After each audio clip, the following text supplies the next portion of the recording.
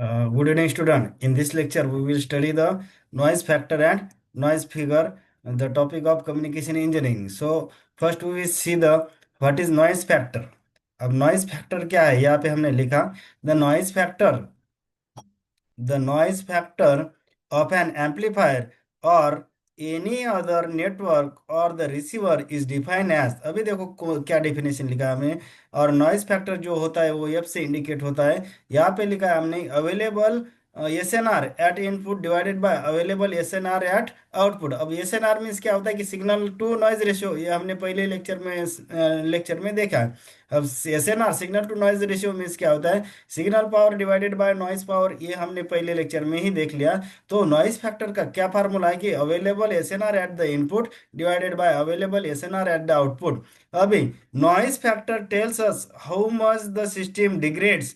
Degrades means क्या है, उसकी क्वालिटी लो होती है और फिर या फिर क्वालिटी डिक्रीज होती है।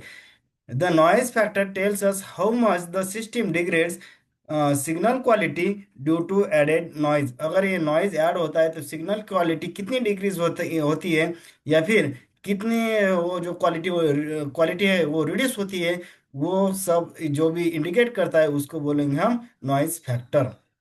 अभी नंबर वन पे हमने लिखा less noise factor means clear signal and better quality. अगर नॉइज फैक्टर की वैल्यू लेस होती है या फिर कम होती है तो इसका मीनिंग रहेगा कि सिग्नल की क्वालिटी अच्छी है।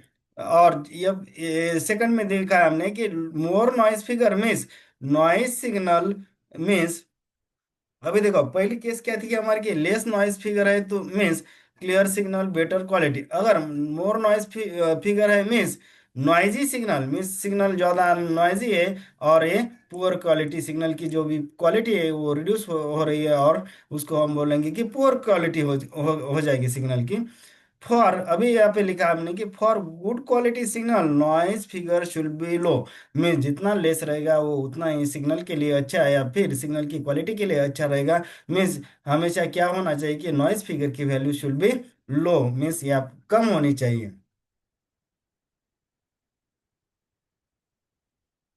हम्म।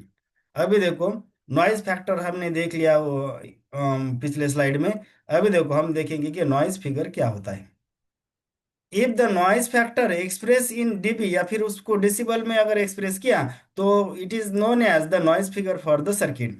जो भी नॉइज फैक्टर था, जो भी नॉइज फैक्टर का फार्मूला हमने देखा, नॉइज फैक्टर से कुछ कुछ अगर वैल्यू हम पुट करेंगे उसमें तो कुछ वैल्यू हमको मिलेगी। अगर वो वैल्यू हम डीबी में एक्सप्रेस करेंगे तो उसको नॉइज फिगर बोलेंगे। नॉइज फिगर का एक फार्मूला लिखा है 10 log in bracket noise factor. अब नॉइज फैक्टर कौन से अल्फाबेट से इंडिकेट कर रहे हैं, एफ से। तो हमने नीचे लिखा कि noise figure is equal to 10 log F. F means क्या रहेगा, ये वाला जो भी नॉइज फैक्टर है, यहाँ पे हमने नॉइज फैक्टर लिखा ना, नॉइज फैक्टर हम एफ से इंडिकेट कर रहे हैं। तो नॉइज फिगर क्या रहेगा कि 10 log in bracket F. Noise figure express in dB. अब नॉइज फिगर कौन से टर्म में एक्सप्रेस करते हैं हम, डीबी। डीबी मीन्स क्या रहेगा, डेसिबल। अभी इसके ऊपर हम एक सिंपल एग्जांपल सॉल्व करेंगे तो और आइडिया आपकी क्लियर हो जाएगी। यहाँ पे लिखा है हमने एग्जांपल एक कंसिडर किया, example one.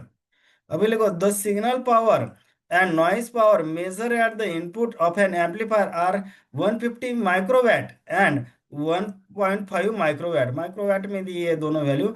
If the signal power at the output 1.5 watt and noise power कितना दिया है 40 milliwatt. Calculate noise figure and noise factor, ये सब दिया है हमको। अभी निकालना क्या है हमको, निकालना क्या है, नॉइस फिगर और नॉइस फैक्टर निकालना है। अभी देखो थोड़ा सा मैं इसको क्लियर कर देता तो आपको अच्छी तरह से दिखेगा ये। हाँ, अभी गिवन क्या क्या है। Signal power at the input दिया है कितना है 150 मिलीवैट। ये देखो यहाँ पे कितना दिया है, ये वैल्यू मैं इसको राउंड करता 150 मिलीवैट दिया है। बाद में सिग्नल पावर एट द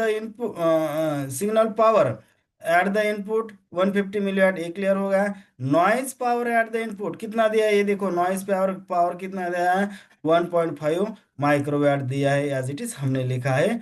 बाद में then signal power at the output given कितना दिया है कि 1.5 मिलियट। ये देखो यहाँ पे see here 1.5 watt is given. बाद में then next noise power at the output, that value also be given, means 40 micro मिलीवैट।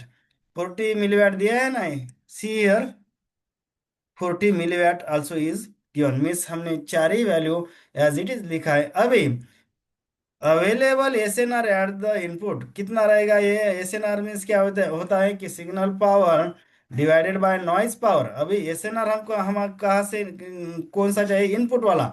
तो हमको इनपुट की ही सिग्नल पावर लेनी है और इनपुट की ही नॉइज पावर लेनी है, क्योंकि एसएनआर की डेफिनेशन क्या होती है, signal, it is the ratio of signal power divided by noise power.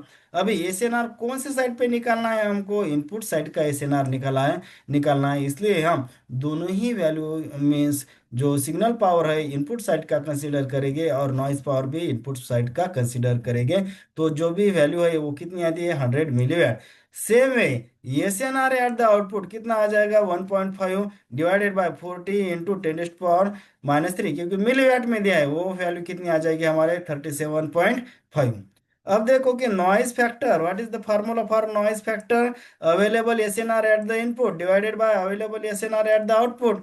Means available SNR कितना है हमारा, है यहाँ पे 100 दिया है ना, ये देखो निकाला है हमने 100, कितना है 100, और बाद में available SNR at the output कितना मिला है हमको, 37.5। When 100 divided, when we calculate 100 divided by 37.5, we will get the value of 2.66।